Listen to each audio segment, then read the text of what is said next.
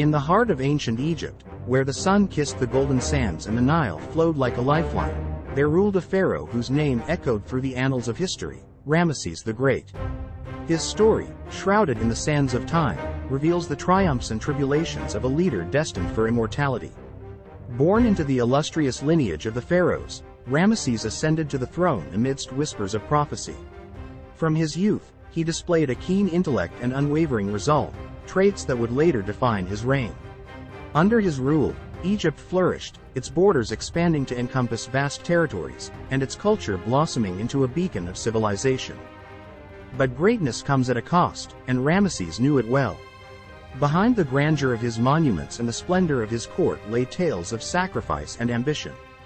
He faced dissent from within his own ranks, as courtiers vied for power and influence. Yet, with the wisdom of a sage and the strength of a lion, Ramesses quelled rebellion and maintained order, earning the loyalty of his people and the respect of his adversaries. Central to Ramesses' legacy was his beloved Nefertari, a queen whose beauty rivaled that of the goddesses. Their love was the stuff of legend, celebrated in poems and etched into the walls of temples. Together, they ruled as equals, their bond enduring through the trials of sovereignty. Yet, even the mightiest pharaoh is not immune to the whims of fate. As Ramesses approached the twilight of his reign, whispers of mortality haunted his dreams. Determined to secure his legacy for eternity, he embarked on a grand endeavor: the construction of the most magnificent monument the world had ever seen, the Temple of Abu Simbel. For years, craftsmen toiled under the scorching sun, carving colossal statues into the cliffs and adorning the halls with treasures beyond measure. And when the temple was finally unveiled, it stood as a testament to Ramesses' glory, a monument to his undying spirit and the love that fueled his ambition. But Abu Simbel was more than just a monument to vanity, it was a testament to the enduring spirit of a civilization. As travelers from distant lands marveled at its grandeur, they bore witness to the legacy of a pharaoh who dared to defy the limits of mortal ambition. As the sun set on his reign, Ramesses gazed upon his kingdom with pride, knowing that his name would echo through the ages.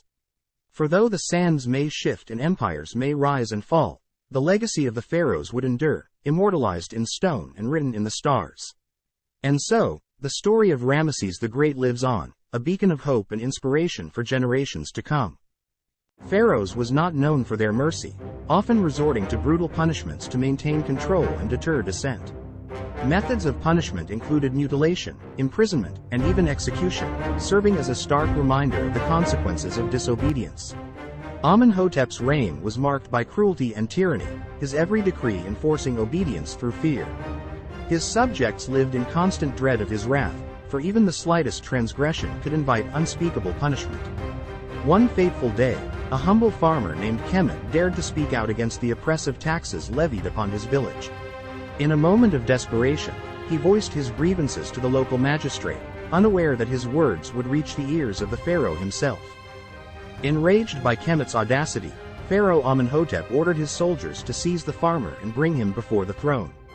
Standing before the mighty pharaoh, Kemet trembled with fear, knowing the consequences of his defiance. In a voice like thunder, Amenhotep condemned Kemet to a fate worse than death. He decreed that the farmer's tongue be severed, his hands bound, and his body cast into the depths of the Nile to serve as a warning to all who dared to question his authority. As the sun set on the horizon, Kemet's muffled screams echoed through the palace walls, a haunting reminder of the pharaoh's merciless rule. His severed tongue lay as a testament to the price of disobedience, a grim symbol of the consequences of crossing the divine will of the pharaoh. From that day forth, the people of Egypt whispered tales of Amenhotep's cruelty, their fear of his wrath growing with each passing decree. And though the Nile flowed ever onward and the sands of time shifted, the memory of Amenhotep's reign lingered as a chilling reminder of the power of absolute authority. The construction projects of ancient Egypt, including the pyramids and temples, were built on the backs of thousands of slaves and laborers. But behind the splendor of these monumental structures lay a dark truth, a truth of exploitation, hardship, and the toil of countless lives. In the time of Pharaoh Khufu, whispers of a grand project echoed through the land. It was said that the pharaoh sought to construct a tomb worthy of his divine status, a pyramid that would reach for the heavens and stand as a beacon of his power for all eternity. To realize his vision, Khufu commanded the labor of thousands, drawn from the ranks of peasants, farmers, and prisoners of war. Forced into servitude, these laborers toiled under the scorching sun, their sweat and blood mingling with the sands of the desert. Day by day, they hewed massive blocks of limestone from the quarries, hauling them across the desert sands to the construction site. With primitive tools and brute force, they erected the towering walls of the pyramid, layer by layer, stone by stone. But as the years passed and the pyramid rose ever higher, so too did the toll on the workers. Many perished under the weight of the stones, their bodies left to rest within the very tombs they helped to build. To maintain their divine bloodline, pharaohs often married their own siblings or close relatives. The practice of maintaining purity and divine heritage held utmost importance to the ruling pharaohs. Among them was Pharaoh Akhenaten, who, in his quest to honor the gods and uphold the sanctity of his lineage, took his own sister, Princess Nefertiti, as his queen. Their union was not merely a matter of politics or convenience but a sacred bond believed to strengthen the connection between the mortal world and the divine pantheon. As children of Ra, the sun god, Akhenaten and Nefertiti were entrusted with the task of upholding Ma'a, the cosmic order, through their marriage. Despite the whispers of unease among the courtiers and the murmurs of disapproval from neighboring kingdoms, Akhenaten and Nefertiti remained steadfast in their devotion to each other and to their divine duty. They ruled with wisdom and compassion, guiding their people towards prosperity and enlightenment. Yet, their union also faced challenges and sacrifices. Nefertiti bore the weight of both queen and sister, her heart torn between her love for Akhenaten and her duty to the gods.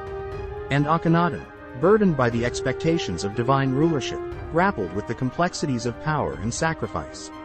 In the end, their union bore fruit not only in the form of heirs to the throne but also in the preservation of purity and divine heritage for generations to come.